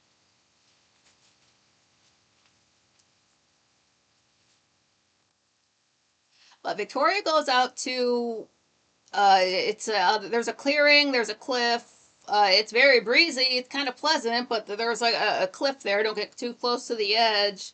And here's some dude comes walking out, being very friendly. Now here's Roger to meet Victoria, not in the house, at night, on the cliff. Patrick, good enough airplay. If I knew how, I would do that.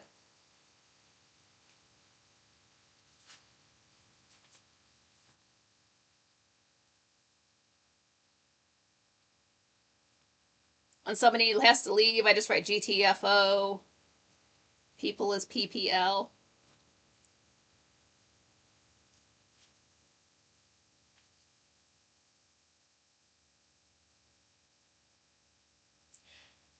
Yeah, Roger is just very happy to meet Victoria here.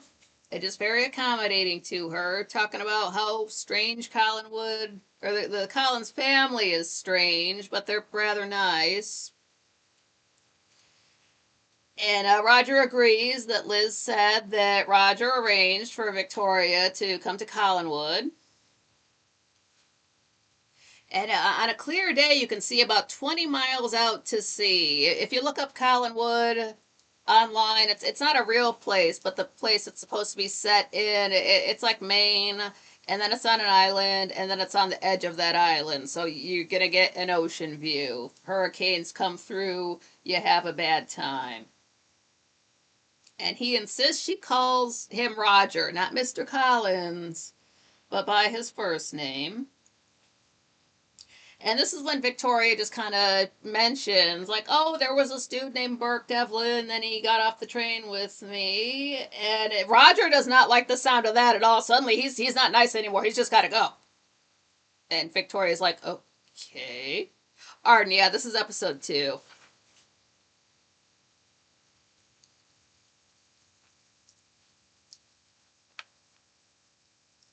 So Vicky goes back inside. She's being very quiet. I want to say the doors to the living room are closed. It's a double door that open up into the living room. And Victoria just kind of slightly opens up one door, and Liz is there. She's playing piano. We can't see her hands or anything. I don't know if this is it could just be the actress pretending to play. We can't see that much of it. But she's just played a few, and maybe they're just chords. And after a couple seconds of that, she just puts her head down. She's sad about something. Victoria's basically, she just met this lady. You don't want to bother her when she's crying, so just kind of like closes the door, backs up, and just slowly goes back upstairs. Doesn't want to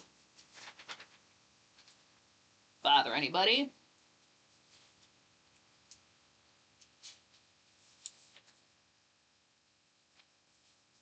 That's episode 2.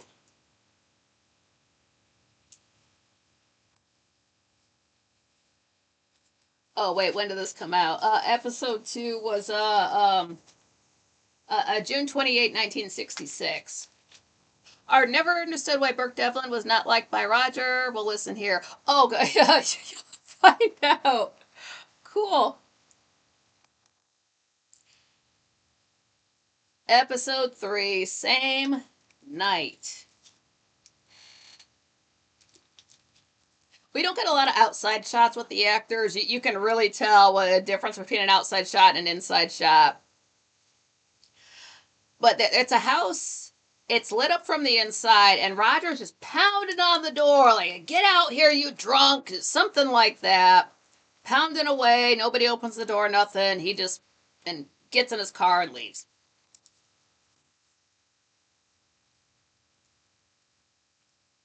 So now we jump back to Collinwood. We're in Victoria Winter's room. There's that window open, banging against the side of the house. And I know it's still the same night, but again, how long has that house been there? They still haven't gotten that fixed, whatever. But this is when Carolyn comes in to introduce herself to Victoria, and she's very friendly, very, a chipper young lady. Kind of maybe just happy to see somebody her own age around, so that's why she's a little bit more excited than usual to meet her. And she implies that Collinwood is spooky. She refers to it as a tomb. They always people are calling Collinwood a mausoleum, a tomb, a prison. She calls it as well. But she's so sweet and friendly.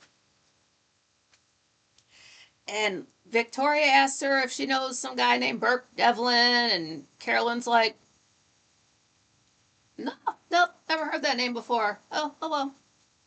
Leanne, oh, it's banging window. Oh my god. I don't know if they ever get that fixed. But Carolyn is just over the moon about Roger. She just is in love with her uncle, something fierce. It's like her father's not in the picture at all, so she's just putting all of her feelings onto her uncle that would go to her dad, and she just thinks he's the sweetest, nicest guy. It can do no wrong. And she doesn't like the fact that Liz ships her with Joe Haskell. And she kind of feels like she doesn't have a choice. Like she's just going to have to marry this guy because he's the best guy for her. And that's just it for her. She's happy and all. She just feels like she's kind of stuck where she is.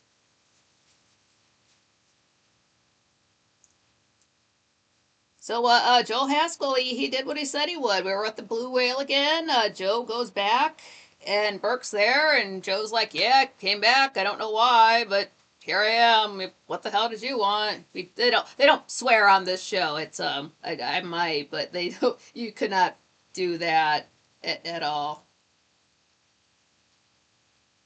back then. It seems like there's certain words they were just not allowed to say on TV, so they kind of use other words. It doesn't really come up now, it comes up later. But Burke wanted to discuss Carolyn with him, which it's weird that a stranger wants to talk to you about your girlfriend, but that's what he said. But we find out more about that later. Now we're at the Collinsport Inn. We were there in the first episode when Burke goes to Collinsport Inn with Vicky, and then Vicky gets a ride to Collinwood. So we've seen there before, and again, it's like a 3-story hotel, and there's an attic. Plus, again, there's that restaurant.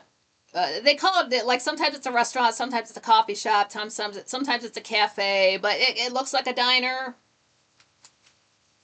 And look at the prices. If you get a chance, look at the prices up on that wall. They are so good. Like coffee's 10 cents. They got nothing up there is more than $1. I want to eat at that shop. They've got donuts.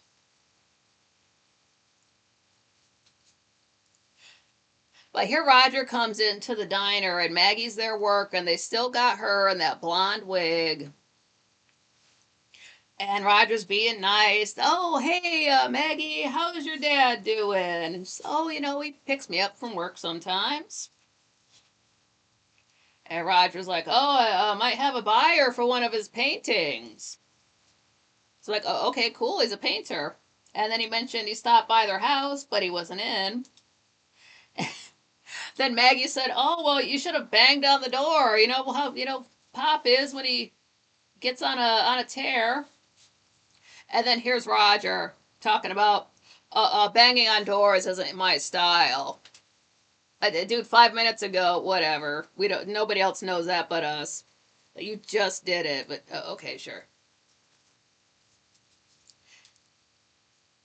And we also find out here that Burke Devlin used to model for Maggie calls her dad Pop. I used to model for Quarters, but he never comes up anymore. It's like everybody just forgot about him. Oh, Michael, glad you made it. Arden love the blue whale. Blue whales chill. Their prices aren't too bad. I watched Twin Peaks back in the day. I think I liked it, but I was probably too young to be watching it. I need to watch it again because you watch something before you're 10 years old like that and see how much sense it makes to you. I want to. I know it's gonna freak me out with that backwards talking and that floor and the red and yeah.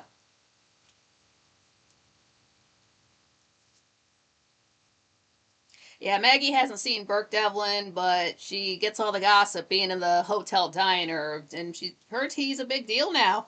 He rented out the entire top floor of the hotel.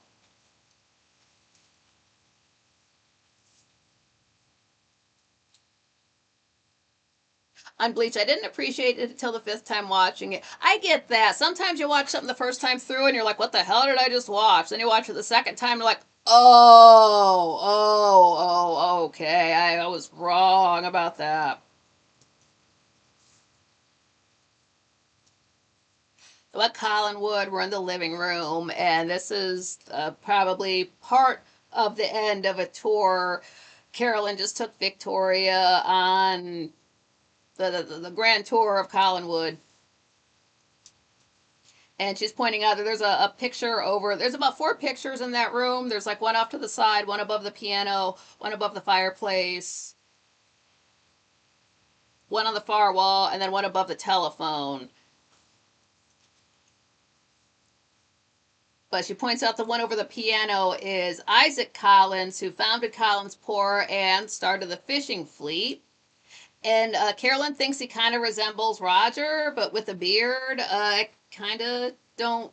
It's a little bit far away. I kind of don't see it. Arden said I loved Cooper. Aw. Wasn't that the guy in that, the same guy in Blue Velvet?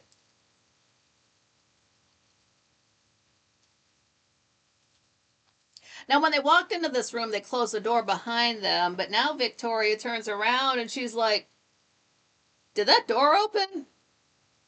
I could have swore I closed it when we came in. And Carolyn's like, oh, just get used to it.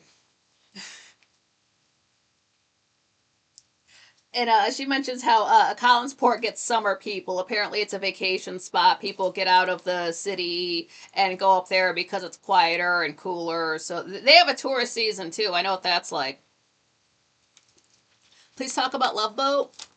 The Catholic Boat.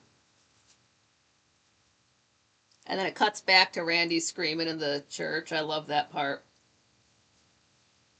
Now we're getting more into the blue whale, whatever the hell Burke Devlin wanted Joe about. But Burke's telling because he had that private eye, so Burke knows everything about Joe Haskell.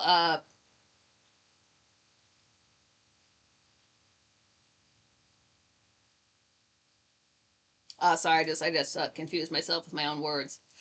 Joe wants to work for what he has. He doesn't want anything handed to him. He works on the boats. He wants to get his own boat someday. With his own two hands. He doesn't want any hand ups, any handouts, nothing like that. Just an honest working type of dude. But Burke's kind of telling him, it's like, okay, but yeah, your girl is, Carolyn Stoddard, probably the richest girl in town, of what is a rich girl like her doing with you?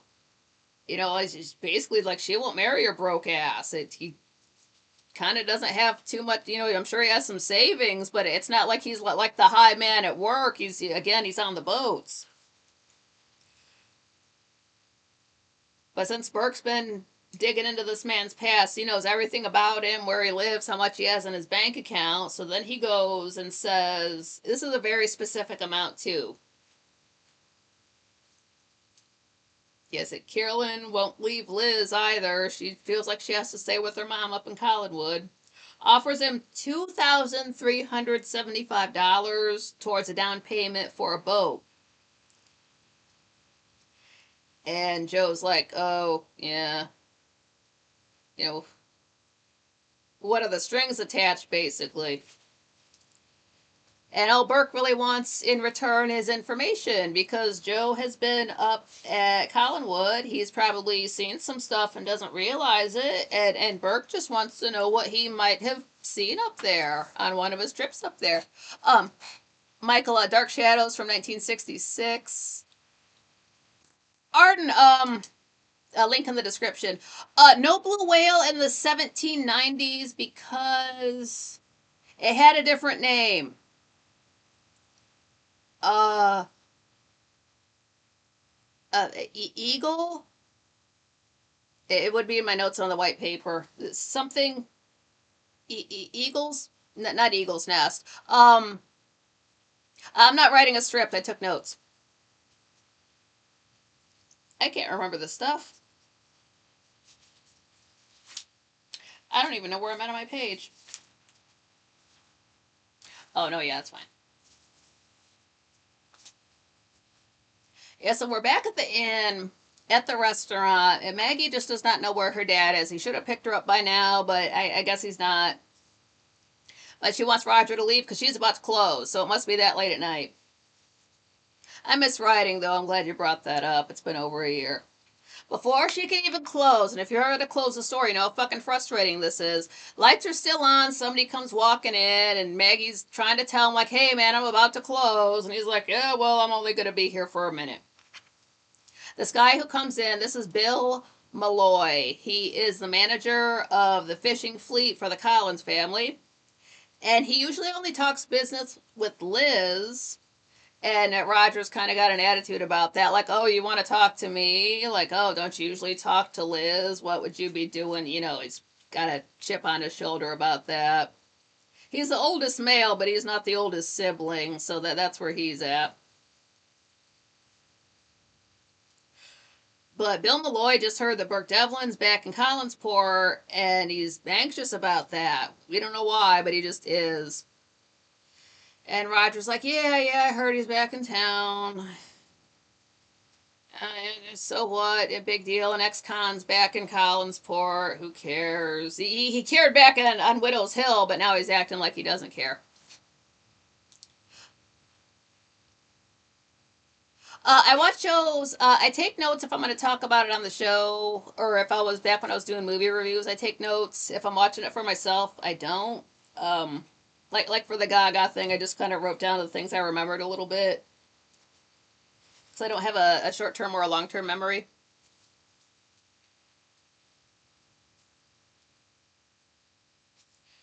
Yeah, but Bill Malloy does not like how casual Roger is being about Burke being back in town. It's like, well, you should be bothered about this. He has kind of big ears a little bit. It kind of reminded me of Suge from Still Game. All right, yeah, it's a recap. It's a review without any pictures. You have to have seen it, or just take my word for it. Oh no, you're allowed to ask questions. Please do.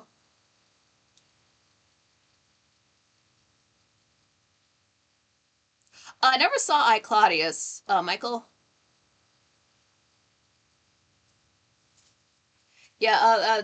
Again, the link to Dark Shadows is in the description. That's free to watch it on Tubi if you want to watch better dressed actors in black and white say this stuff. It's a lot. We are just meeting a lot of characters, so we are like establishing a lot of people. It thins out a little bit later on. It's like, do I have to write this much for every episode? It's like, oh, just because we're meeting everybody.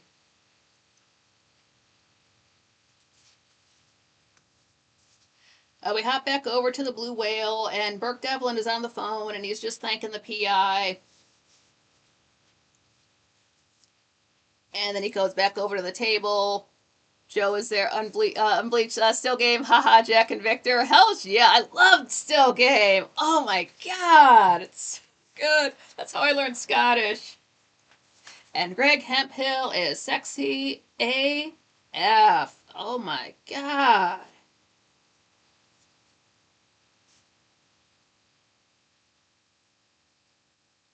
Bert kind of does this. He gets into talking about himself, telling Joe how he got to start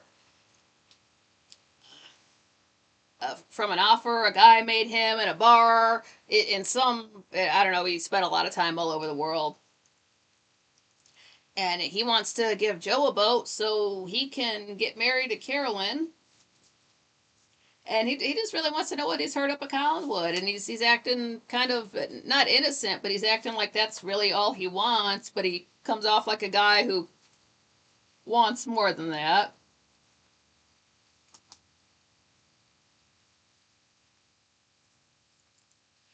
But Joe won't talk. He's not trying to give him any information. He's not trying to take a penny from this dude. He probably doesn't even want to talk to him anymore. He's just clamming up like, nope, don't want to deal with it. And then right as this happens, Bill Malloy walks into the bar, and Burke recognizes him.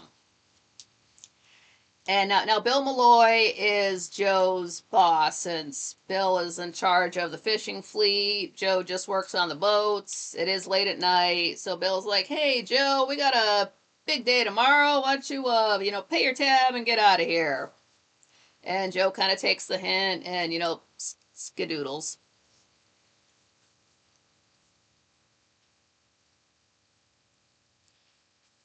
And Bill is very suspicious of Burke's interest in Joe. And Burke wants word to get to Roger Collins that he is back in Collinsport. But Bill doesn't like this. He's telling him that the Collins family have had trouble for years. Leave them alone.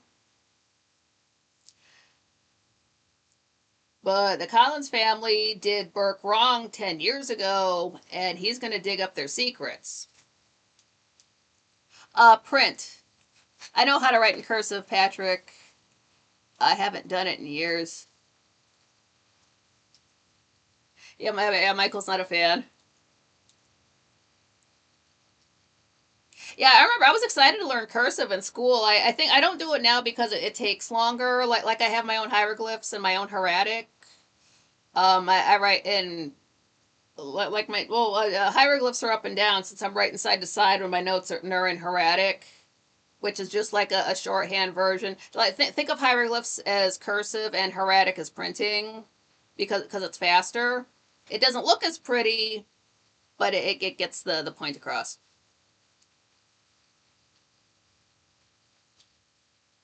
Or yeah, that explains why Carolyn was mad at Burke at first. She's confused about what she wants, and she is like she's about, oh, how old is she there? Maybe about 20, 18 or 20, something like that. They give an exact day or an exact age for her later on. They actually give her birth date, like in universe, like her canon birth date and all that. Yeah, if you watch Dark Shadows proper, it starts at episode 210. So this is episode 1 through 209. It's called Dark Shadows: The Beginning.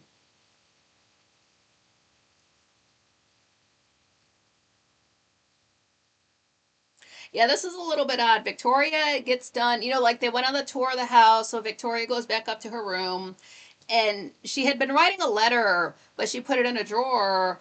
Now it's just sitting on her bed, plain as day. And she's like, "Well, that's weird. I know I put that away." And Carolyn's like, "Oh, maybe you took it out before we walked around the house and you just forgot." And Victoria's like, no, I remember I put this letter away. How did it get out on my or out on the bed? And at first, Carolyn's like, I don't know who could have done it. And then she sort of turns to leave. And then she turns back and she's like, you know what? Lock your door. Just lock your door tonight. Like, that's not creepy as hell. Patrick, I'm just curious, Nikki, I'm rubbish at English. That's okay. It's just, I'm just thinking like the amount of ink it would take, and like I make my G's big, so that takes up ink too. So, some of it's my fault, but it's just faster. And that's all for episode 3. Not a whole lot happened. And again, it's still on the first day, and it is 9 o'clock, so I'm not going to like drag this out for another hour or anything like that. I just really wanted to get started. And it is still going to be the same day. Does it get to day 2? It's not day 1 for that long. I swear it was like day 4 or 5 for a long time there.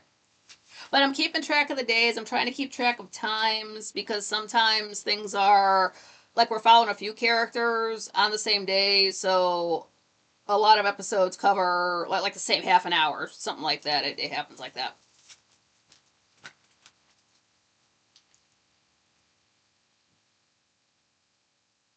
Now, next week, Quite Frankly, it is a full week. And he hasn't announced it yet. I haven't checked quitefrankly.tv. But I would assume if he's following his pattern, then this next Saturday coming up on the 23rd, he'll be doing a live show. So that means I'll just be going live at 6:30 p.m., which that's fine. That's okay. We're used to that. And the sun will be in Virgo. This is the last show with the sun in Leo.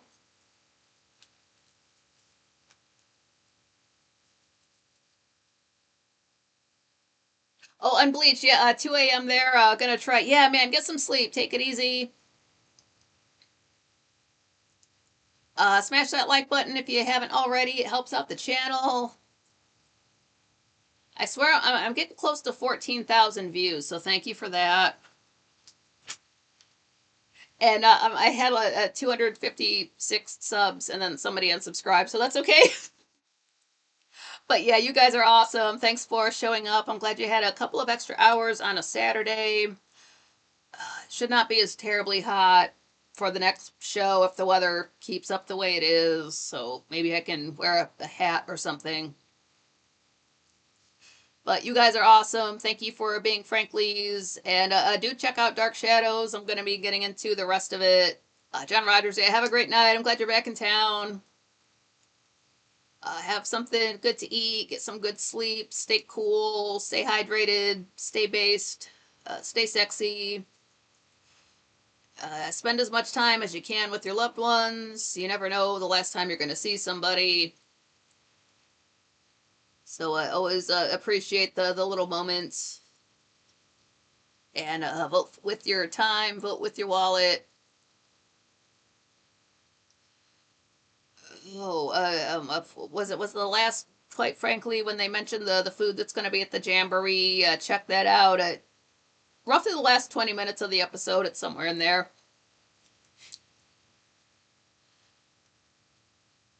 So yeah, we'll do like having this equipment that does not need to be on the charger so much does make me want to go live more often. I just don't know when that would be in the day.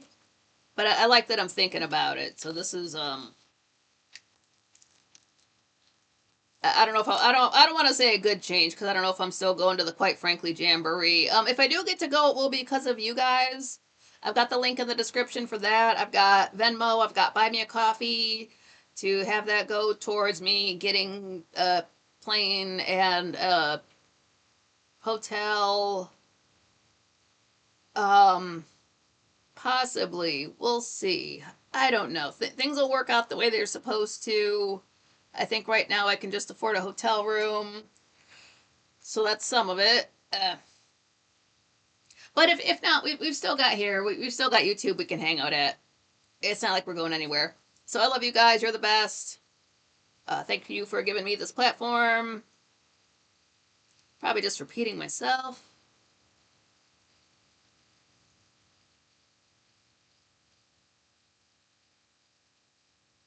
So yeah, love you again. Watch some concerts, watch some Dark Shadows, and until